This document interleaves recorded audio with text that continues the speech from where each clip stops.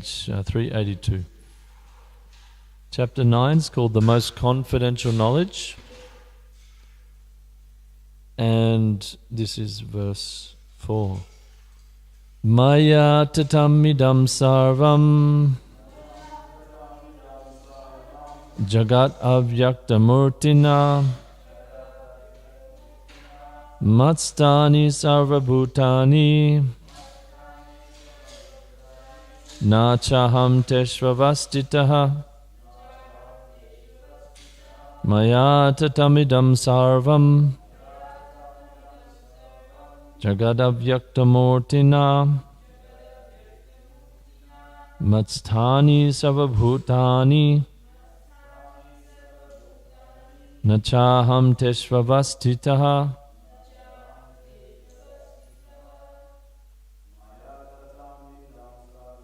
Maya Tatamidam Sarvam Jagadavyaktamurtina Matstani Sarvabhutani Nachaham Teshvavastitaha.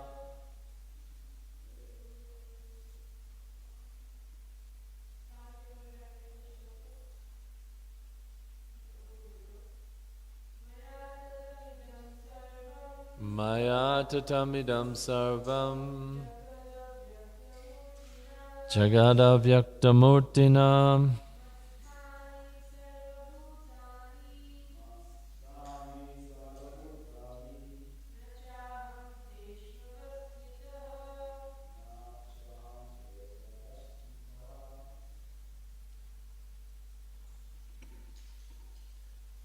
Okay, so let's read the word for word. Maya, by me. Tatam, pervaded. Idam, this. Sarvam, all. Jagat, cosmic manifestation. Avyakta murtina, by the unmanifested form. Matstani, in me. Sarvabhutani, all living entities. Na, not. Cha, also. Aham, I. Teshu, in them. Avastitaha, situated. Translation and purport by His Divine Grace A.C. Bhaktivedanta Swami Srila Prabhupada Ki Jai. By me, in my unmanifested form, this entire universe is pervaded. All beings are in me, but I am not in them. Purport: the Supreme Personality of Godhead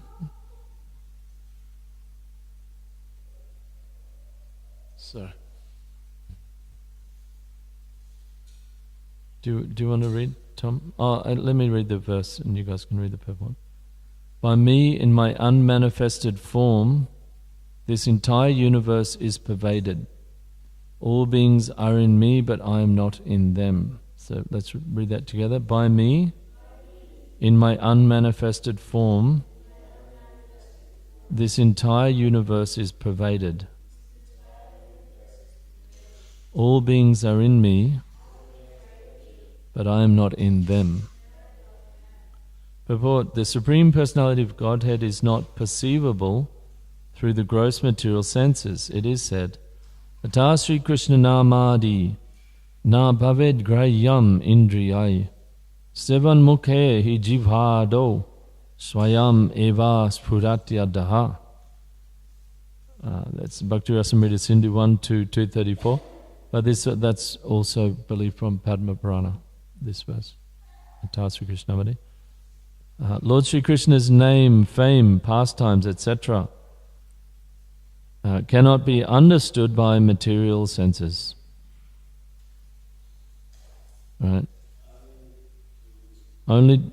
Oh yeah. Okay, go on. Can we get mic back?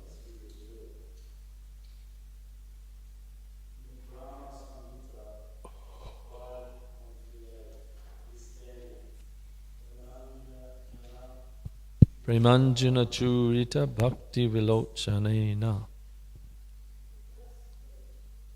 Santa sadeva hridayesu vilokayanti. One can see the Supreme Personality of Godhead, Govinda, always within himself and outside himself, if one has developed the transcendental loving attitude towards him.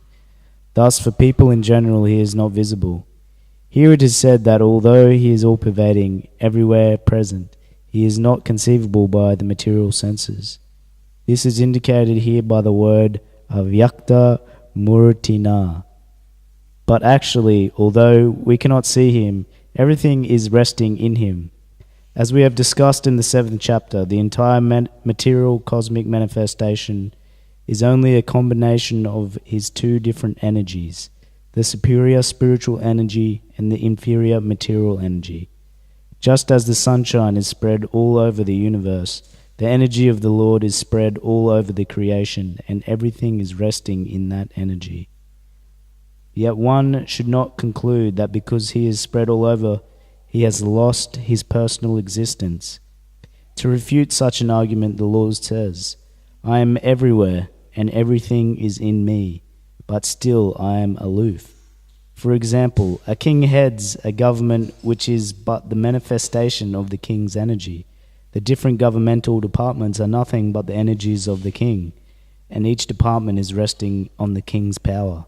But still, one cannot expect the king to be present in every department personally. That is a crude example.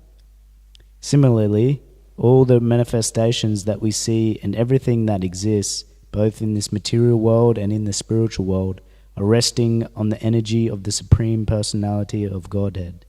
The creation takes place by the diffusion of his different energies. And as stated in the Bhagavad-gita, Vistabhyanam idam kritsnam. He is everywhere present by his personal representation, the diffusion of his different energies. So text 4, Mayam tatamidam sarvam jagat avyaktamurtina mastani sarvabhutani na chaham teshvavastita. By me in my unmanifested form, this entire universe is pervaded. All beings are in me, but I'm not in them. So it's interesting here, this verse. Krishna uses the word avyakta murtina, right? Murti means form, right? We know that, we've all heard that, murti. So the murtis are the deity form. So murti means a form, and avyakta means not manifested. So it's very interesting here in the bhakti text in the Bhagavad-gita, we can see a distinction is given between something that's unmanifest and something that has no form. This is although Krishna is talking about his impersonal feature here, he's talking about his energies, right? He's saying, I am present everywhere through my energies, right? He says, by me in my unmanifested form, I pervade the entire universe. Still he uses the word murtina. He says that's a form. Interesting. The impersonalists won't make that distinction. They'll just say unmanifest means it has no form. The great unmanifest, the great Brahman. And there's one interpretation of Parashara Muni's description. This ekapada, tripada, that the material world is one quarter and the spiritual world is 3 quarters. This comes from Vishnu Purana. This comes from Parashara actually. But there's some people that translate that are saying, oh, that 3 quarters is unmanifested, and therefore it has no form, it's nothing. But Krishna's giving here, that's the impersonal idea. But Krishna is giving here, although it's avyakta murtina. Interesting, that use of words. He's saying it's still my form. Because we think of a form as a shape, right? We think of a form as a shape. What's the form of the deity? Oh, it's a shape. Krishna's standing, he's got his right leg in front of his left leg. He's got his right hand up, holding the flute, the left hand up, holding the other bit flute. He's got his head slightly on the side. There's a shape that he has, so that's the murti.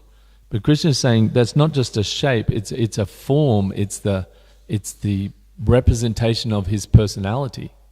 That's what murti is. But this is an unmanifested representation, but it's still of his personality. Yeah? Think about it. It's interesting use of words. Avyakta murtina. By the unmanifested form. Where have we ever heard that concept before? I never heard that anyway. If you look in the translation, it's right there. Avyakta murtina, by the unmanifested form. So if something's not manifested, how can it have a form? Right? Unmanifested means it doesn't. Yeah, you know what I'm saying? Yeah. If you think about it, it's very very subtle concept. It's very you can just pass over it, but it's actually a big deal. Krishna's using that word avyakta murtina.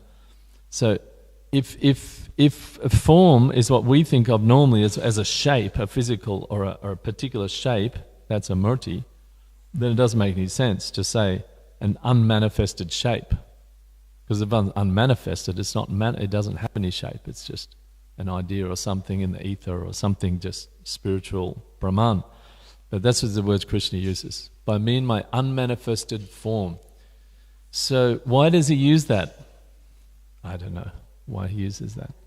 But yeah. Can I just finish this thought? And then but one thing to say is that he still sees it as his personality. It's a part of his personality. That's his unmanifested form. He's pervading this entire universe.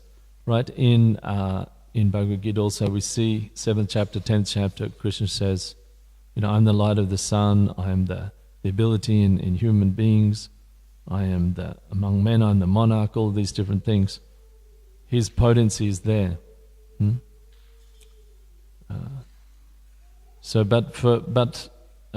Yeah, all right, we'll go on to the next thing. Okay, so what's the question? Yeah.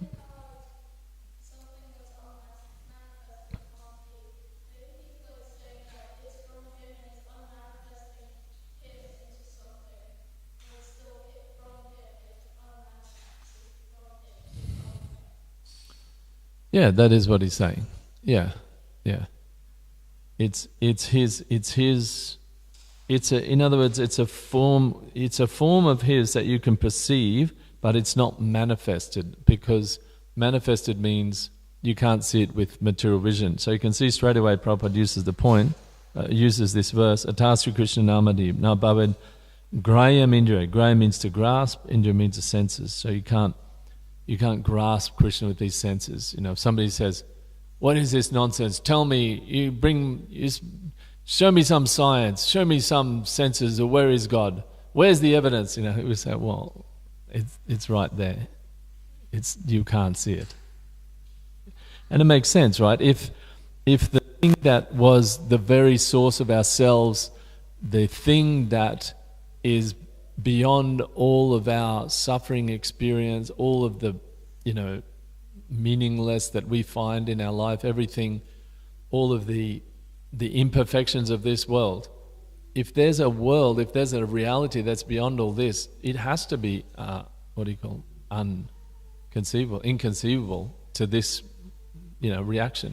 But Einstein said, you can't solve a problem with the same consciousness that created it, right? So this problem is of material consciousness. It's basically of identifying that, this is us.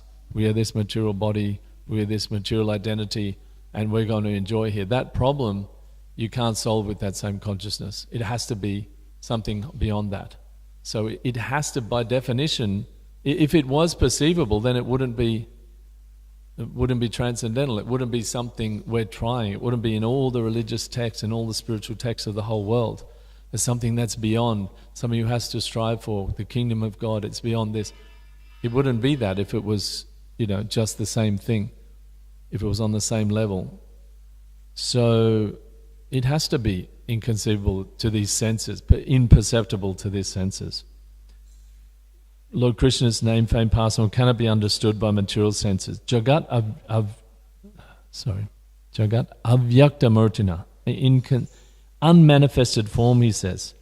And then Srila Prabhupada straight away, after saying this Atasri Krishna verse, then straight away he goes to Brahma Samhita 538, right? he says, yeah, you can't perceive him in this world, so then how do you perceive him? How can you perceive him? If his form is unmanifest, how can you perceive him? The answer is given right there. Right? Premanjana churita bhakti vilochanena. Right? Bhakti vilochanena. Locha means the eyes, right? And anjana means like the salve, like a ointment. Anjana, right? And prema means love. So prema anjana, with the ointment of love, prema anjana churita. What's churita mean? Whatever. It's the same concept. Premanjana churita bhakti vilochanena. So the bhakti, that devotion for the Lord, when that is on the eyes, in other words, when one sees with the eye of devotion, then one can perceive the Lord everywhere. God is love, right? God is love. So if you're not seeing love, you can't see love. If you don't see love, you can't see God, because God is love, right? Without love, I mean, we're talking divine love, prema, spiritual love. Krishna is pure spiritual prema, pure spiritual love. Prema anjana. So if the eyes are not seeing that prema, are not seeing with the eyes of love, then you can't see Krishna. It'd be like somebody that has, like if you have like a blue, thing on your, blue glasses on or something, then everything looks blue to you, and you can't see that. This is red, and this is yellow. It just looks like different shades of blue to you. You can't perceive that. Without seeing spiritual existence, the pure devotees, they see spiritual existence, therefore they see Krishna everywhere. Do they see Krishna in everything? Did they look at the tree and see that it's Krishna? Sometimes, in their ecstatic trance, the gopis see, right? But the description generally is given, it's not that they see Krishna everywhere. Prabhupada answered this question, that you see Krishna everywhere. He said it's something like when the mother sees the slippers of the little baby. She sees the slipper and she feels affection for the baby. The slipper is not the baby, but it reminds her of the baby. So the pure devotee, just like one time they were traveling in a train, and they were traveling through India, and it was a season where all the flowers were coming. It was very beautiful flowers. And they said, "Oh, Prabhupada, it looks so beautiful, the flowers." And Prabhupada said, we're not so much interested in the beautiful things of this world. We are more interested in the beautiful person that has made all these beautiful things of this world, right? So the pure devotee, everywhere they see it, reminds them of Krishna, right? They're seeing with the eyes of love. So this is how Prabhupada straight away gives this Brahma Samhita verse that... it is stated that one can see the Supreme Personality of Godhead, Govinda, always within himself and outside himself, if one has developed the transcendental, loving attitude towards him. And then he says, thus for people in general, he's not visible. So for people in general, he's invisible, practically invisible, because they're not seeing divine love. They're not seeing spiritual love. They're not seeing the love that Krishna has pervaded this world with through all the beautiful things of the world, through all these opulences. They're not seeing that. They're seeing the darkness. They turn their back on the Lord. They're seeing the back of God. Right? Therefore, people in general he's not visible. Here it is said that although he is all-pervading, everywhere present, he's not conceivable by the material senses. So we shouldn't get upset if we can't see Krishna and perceive God with our material senses, and if we can't understand God with our material, however so smart we are, but however intelligent we think we are, if we can't understand God, if we can't understand Krishna, if we can't understand His scriptures, we can't understand every statement by His pure devotees with our material intelligence, we should be fine. Okay, that is what it says here. That we should have more faith in the scriptures, because that's what they're saying. They're saying you won't be able to see Him like that. If you try to see Him with the material senses, you'll be frustrated. You won't see. You won't understand. If you try to understand Him with material consciousness, You won't understand him. He's all-pervading, everywhere present. He's not conceivable by the material senses. This is indicated by this same word, avyakta murtina. Prabhupada says it right here. This is the word. But actually, although we cannot see him, everything is resting in him. So this is what Krishna is saying here in this verse, right? Although we cannot see him, we cannot perceive him with our material senses, definitely. But at the same time, he's telling us that everything is resting in him. Everything is based on his energy. So that requires some understanding, some faith, some practice. By chanting, by the process, by purification, we can start to understand that, start to perceive that. But it requires just at minimum a suspension of disbelief, because we can't see how Krishna is pervading everything. We can't see that with our material senses. We can understand it with our material mind. But this is what he's telling us. Yeah. Use the microphone. Use the microphone. Do you think you can kind of, obviously, you can get a glimpse of him working in your life, and you have these moments where you're like, oh, you know, that's obviously Krishna working, or, you know, like, but that comes from the scriptures, you know? It's like, because you read in the scripture that everything's resting on him, and you hear, oh, he's in everyone's heart, and he wants us to go back to God. He wants to instruct us how to come to mode of goodness and then transcendence. Because we see all that, then we can see that. But people in general, if they've never heard that, then they never will think like that. They'll just think, why my mum hates me? Why this guy at work gives me such a hard time? Like, there's no connection between Krishna's energies and what he's trying to teach them and so forth. And of course, there's levels, you know. Then some people have a bit more inquisitive and say, you know, oh, okay, what part do I have in my suffering? You know, what am I doing about my suffering? Maybe there's some law in the universe. You know, you gradually. Yeah, true. Yeah, but exactly that is, you're right. That's how you see him. Yeah, you start to see him, and that's what this verse says. You know, Pramanjana Churita.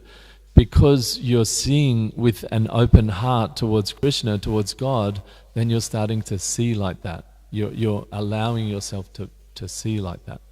To the extent that we develop that, then more and more we see, you know. And if we haven't developed that at all, then we don't see like that. We don't see Krishna's hand in our life. And even, you know, like even as practicing devotees, you know, if we're practicing nicely and we're serving other devotees and we get blessings and we see like that, we see nicely.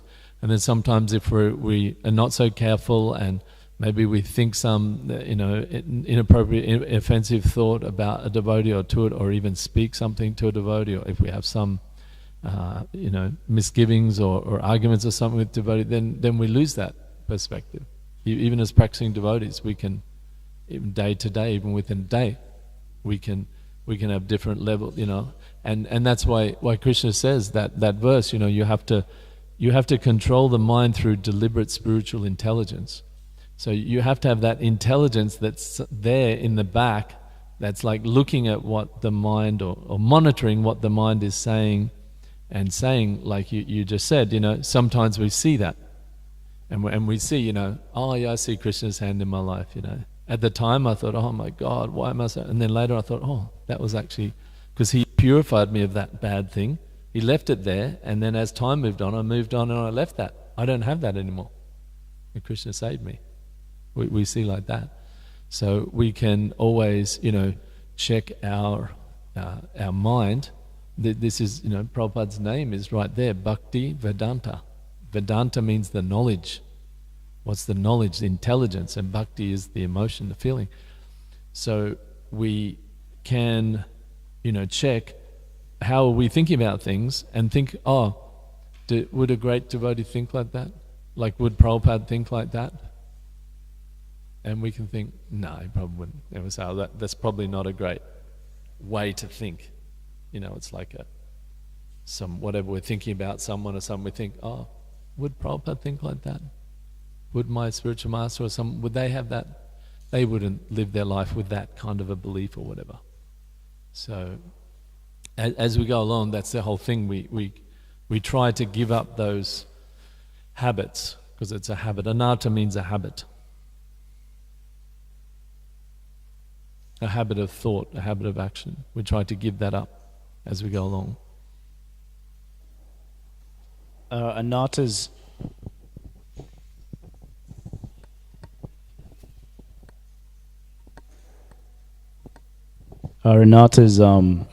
passed through karmically also, or is that samskara? What do you mean pass through? Like from life to life. Yeah, Anattas. that's what they are. Yeah. Krishna says, Yesham tvantagatam papam jananam punya karmanam jedvanva moha nirmuktam bhajanti mam dridhavrata. He says that to those people who've gone beyond these past karmas and therefore don't have the dualities of the world, Yesham, what is it? Yadvandva moha nirmuktam. The dualities, duality means, I like this, I don't like this, I hate this person hates me, this person loves me, whatever. All these dualities, they've gone beyond that, then they can be fixed in service. So this is what holds us back from dridhavrata, by strongly, continuously, purposefully, with feeling, with attention, engage in Krishna's service. That's what stops us, is our past sinful activities. Yeah, that's what Krishna says. Yesham tvantagatam papam. Yesham tva antagatam papam. Papam means sin. Jananam punya karmanam. Those who have done a lot of punya karma, good activities, pious activities. Je dvandva moha nirmuktam. This dvandva moha, the illusion of duality. Bhajante mam dridhavrata, can worship me, bhajante mam dridhavrata, strongly. So yeah, it's exactly what it is. And therefore, this is the process of devotional service, that as these anattas, these weeds come up, these unhelpful mentalities come up in our mind, as we're progressing on the path, then we can analyze them and see, is this helpful for my cultivation of bhakti? Is this helpful for prema anjana, for having the eyes of love of Godhead, for seeing shastra chakshu, through seeing how the pure devotees see? It's like you go to college and to be a doctor, and the doctor's looking at the x-ray and he says, yeah, see this little shade here, it looks just like a little mark, but that's actually what you're looking for. That means it's a tumor or whatever. He's teaching you how to see, as a doctor sees the x-ray.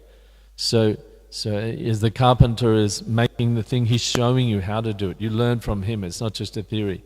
So we the same way we learn when we associate with the Guru, when we associate with advanced devotees, then that's very important. We can watch and see, how do they do things? How do they talk? We can hear their classes, we can hear Prabhupada's classes, hear Prabhupada's books, read Prabhupada's books. We come to know Prabhupada. Prabhupada said, if you want to know me, read my books. So we have just as much chance of knowing Prabhupada than anybody else ever did. The books are still here.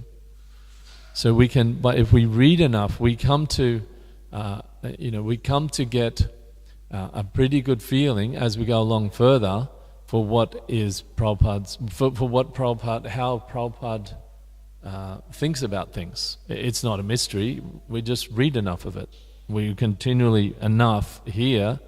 If you spend every day with your best friend for 10 years and something happens and, my best friend doesn't like to eat that. He likes to eat this, or he does this. Same way we come to know Prabhupada through his books. And we can know, it becomes more of a case of not so much like, is this right, is this wrong? It's like, I don't know if Prabhupada would really have that view of that. That sounds a bit one-sided, a bit unbalanced, sounds a bit unhealthy or fanatical, something like. I never heard Prabhupada talk like that. I never heard Prabhupada say like that. And I've read all these books and hundreds and thousands of hours or whatever, if you absorb yourself enough in it. So like that, we can, ourselves, that we come to that, we get the association of pure devotee, like Srila Prabhupada, and we come to know what is important, what's not important to him. And we see as these anattas, because we're not pure, we've got stuff, sinful activities come from past life. As they come up, as we chant, they come up, we can be sitting around doing nothing, chanting no rounds, taking intoxication and watching TV or whatever, and we'll think, I'm fine, man. How you going, bro? Oh, great, man. Great. Surf was great this morning. Had a big smoke afterwards. It was great. Yeah, I'm perfect. You're good, I'm good. You know what I'm saying? Like, we can think like that. But when you practice pure, practice purely not doing all those things and practice chanting, and these things come out. Then you start to see, oh my God, what is that in my heart? Oh, wow, I was thinking, in the beginning we think like that. In the beginning we think, I'm a materialist, but actually I'm pretty good. I'm pretty, among all the materialists, we're the spiritual one. You know what I mean? In the beginning, we think, wow, among all these guys, I'm really spiritual. It's a bit like when you go from primary school to high school. You know? When you're in primary school and you're grade 7, you're like the big kid. You're like, wow, I'm a big kid now. And then you go to high school, suddenly you're in grade 8. You're at the bottom. So becoming a devotee is sometimes a bit like that. You're like, among all the people, you're like, oh wow, he's really spiritual. Yeah, he knows how to. Anyway, I won't get too much down that track. But some of the people I'd met before I was a devotee who were spiritual and were doing certain things, but were apparently offering it to Krishna. And like, what? That now I think that's completely silly.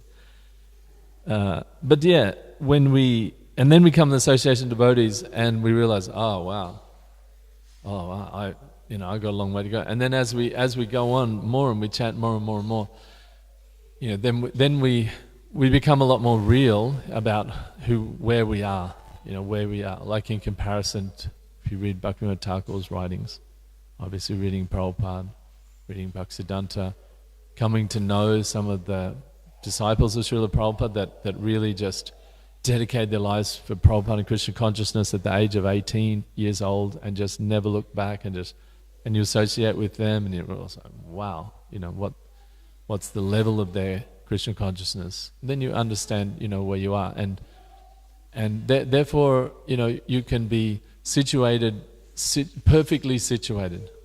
Perfectly situated means you know where you are and you know where you're going. So it doesn't really matter where you are. Like if you want to go to Sydney, it doesn't matter where you are, but what does matter is that you know where you are. If you're on the Gold Coast and you think you're in Melbourne, and you look at the map and you go, yeah, we're in Melbourne, so all right, that means we need to go kind of northeast and we'll get to Sydney. Well, you won't. You'll end up in, Bribie Island or whatever. Like, it doesn't matter really where we are, what anattas, what situation, what our particular nature, where we should. That doesn't matter. What matters is that we know where we are. And as we go on chanting and more, and we understand our nattas, then we can understand. All right, this is where I am. This is who I am. This is where I am in this conditioned life. And the perfection is to fully engage on that level, wherever we're at, in such a way that we can keep engaging continually. We don't try we don't think, yes, now I'm maybe I'm not a pure devotee, but I'm almost a pure devotee. And therefore, okay, maybe I don't get by on 3 hours sleep, but really I only need 4 hours sleep. And I think that I do that for a month and then totally blow out and run home to mum's place or whatever. Like, that's not the ideal. So we want to be in a service situation that we understand our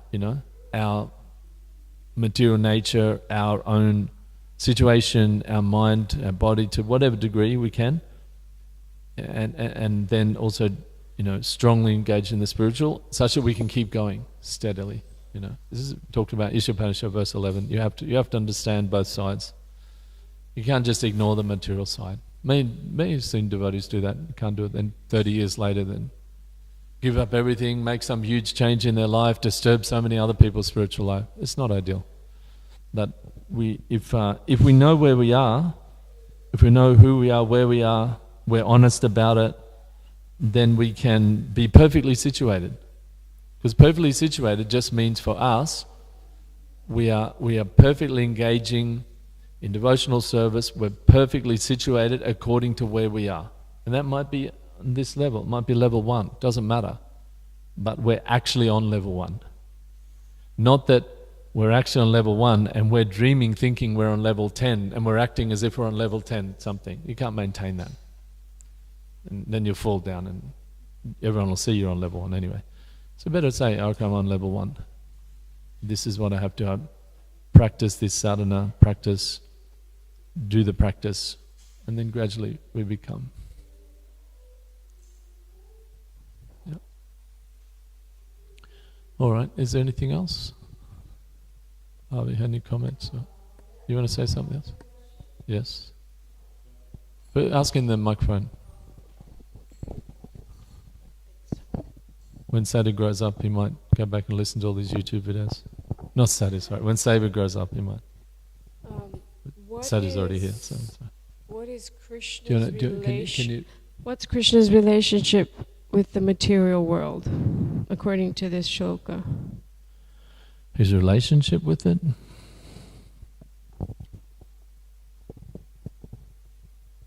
Is that a Bhakti Shastri question that you're trying to sneakily get me to answer for you? Yes. Caught. Ishvaka, if you're listening, take note. No. She's cheating. She's trying to get me to answer the question. His relationship, as he says, what Prabhupada says, that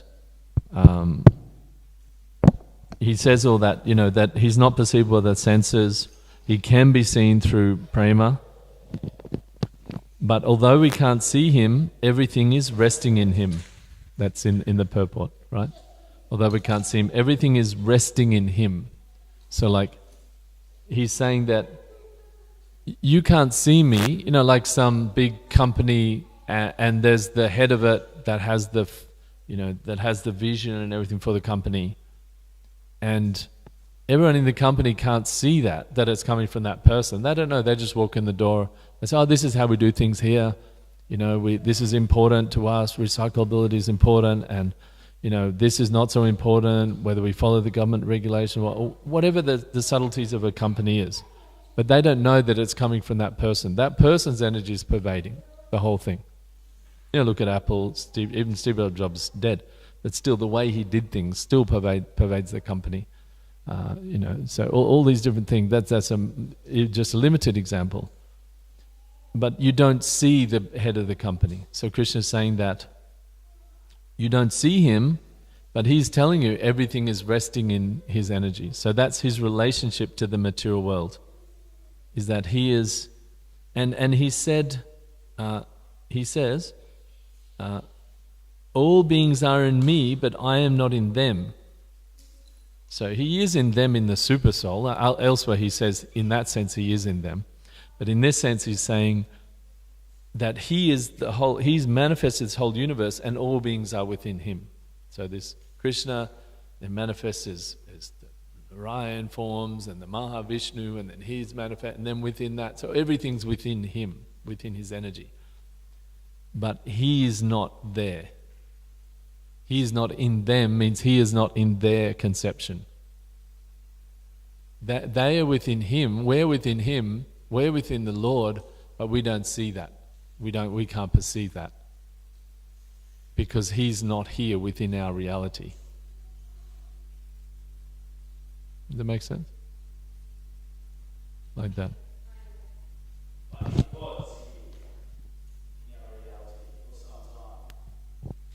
Well, he was here in our reality. That's him personally visiting. Yeah.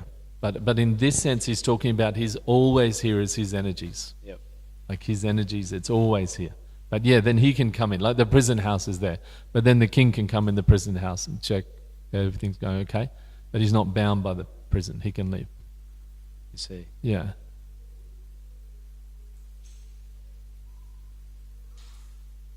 Yeah, and as we've discussed in the 7th chapter, the entire material cosmic manifestation is only a combination of his two different energies, superior spiritual and inferior material.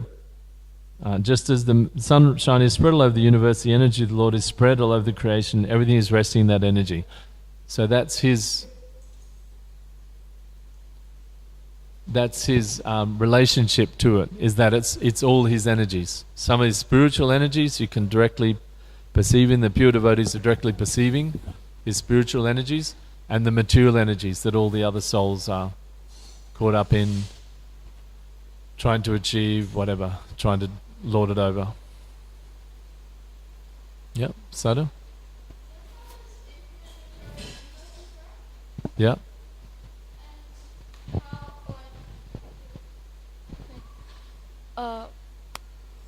You know how Lord Chaitanya came in the Kali Yuga? Does that happen for all of the universes or just some of them?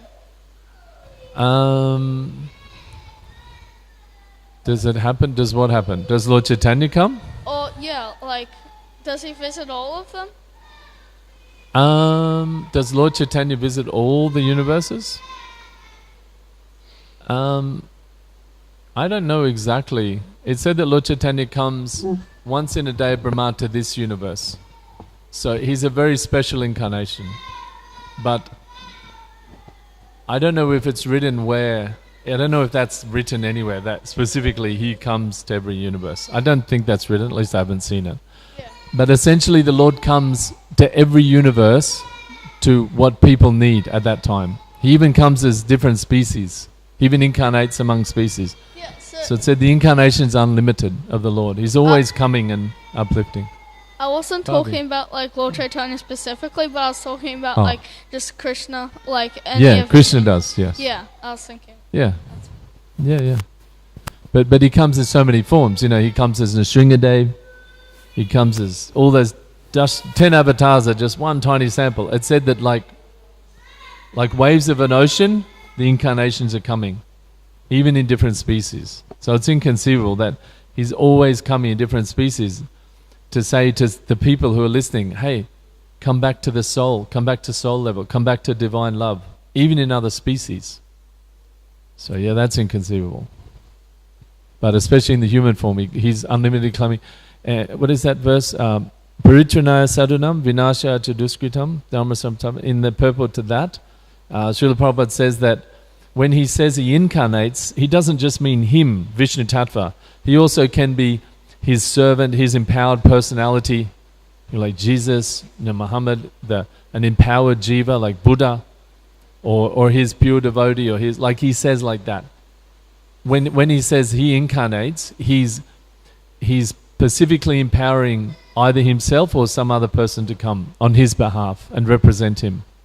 Spiritual master, all these things are there.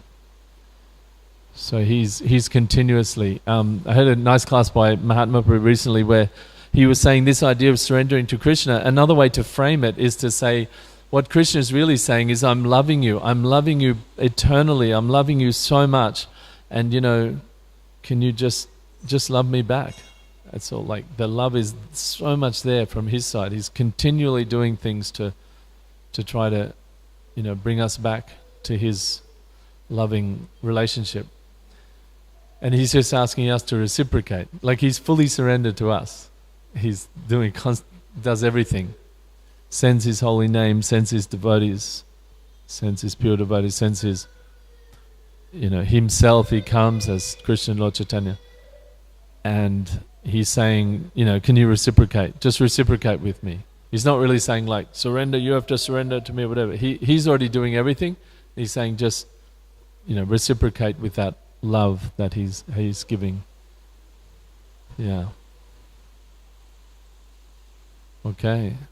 Is there anything else? We've got 51 seconds.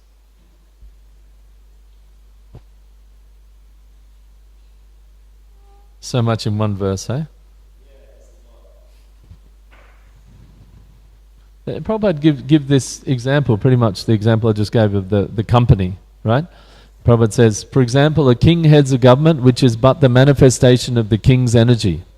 So you could say the king or a big business person nowadays, they're like a king. The different governmental departments are nothing but the energies of the king, and each department is resting on the king's power. But still, one cannot expect the king to be present in every department personally. That's a crude example, but similarly,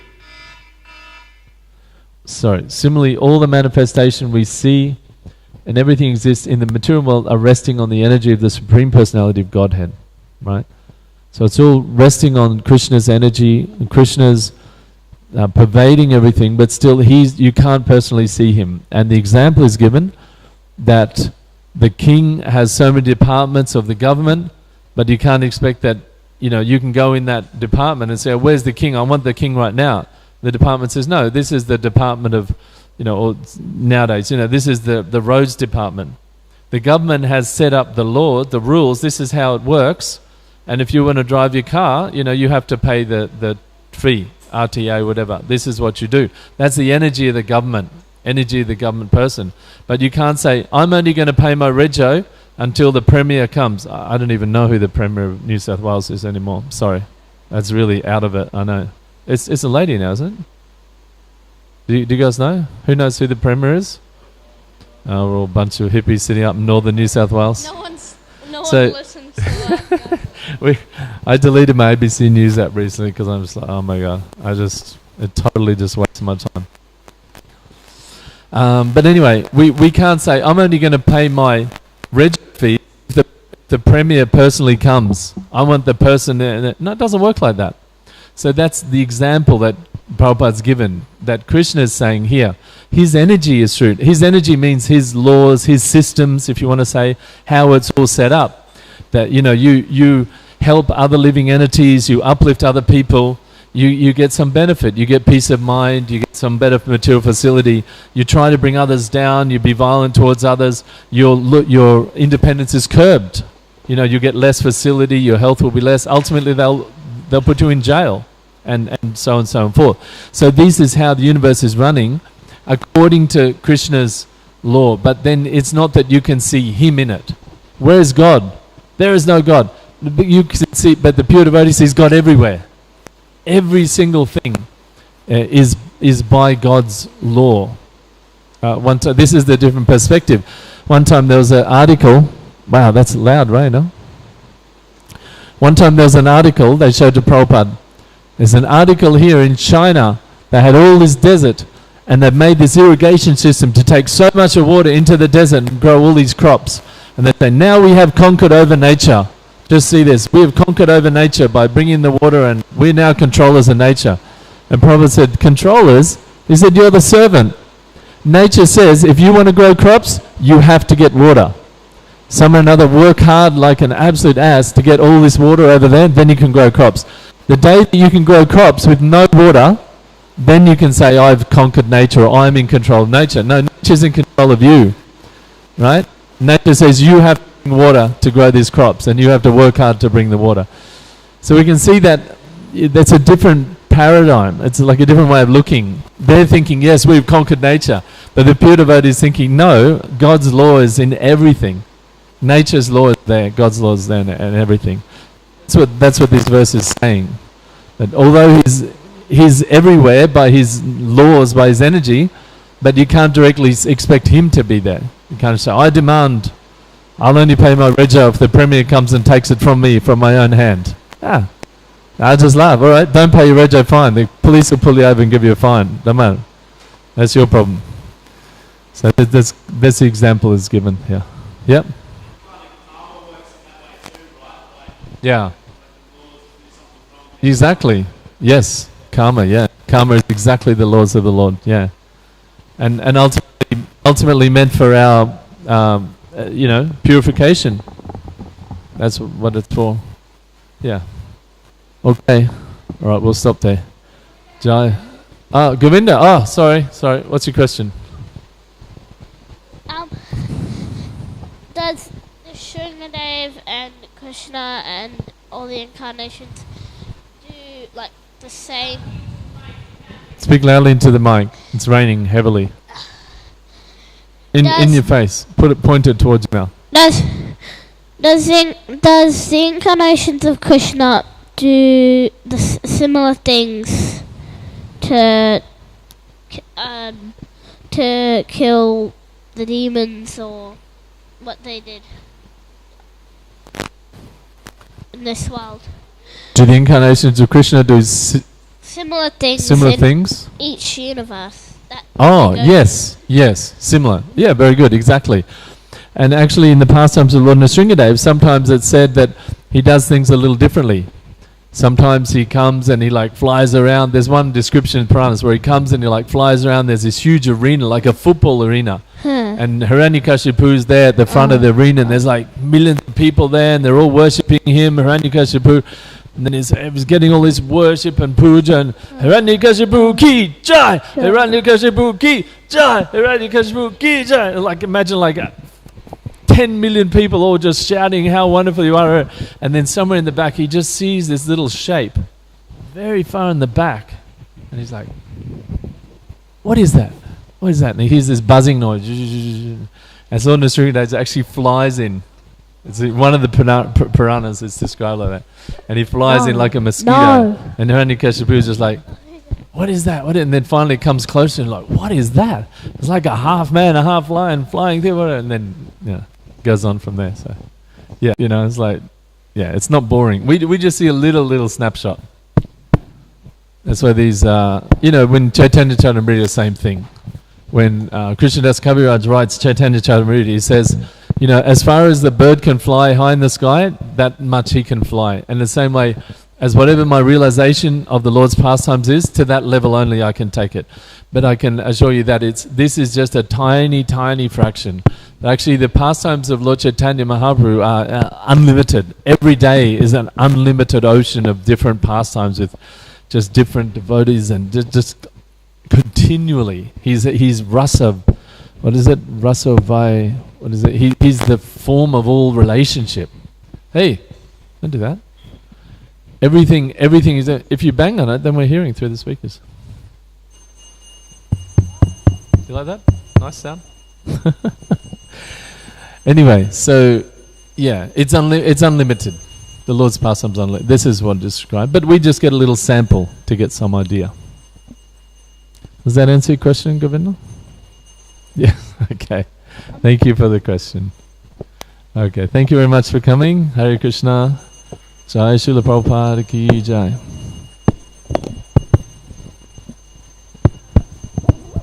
Still loading?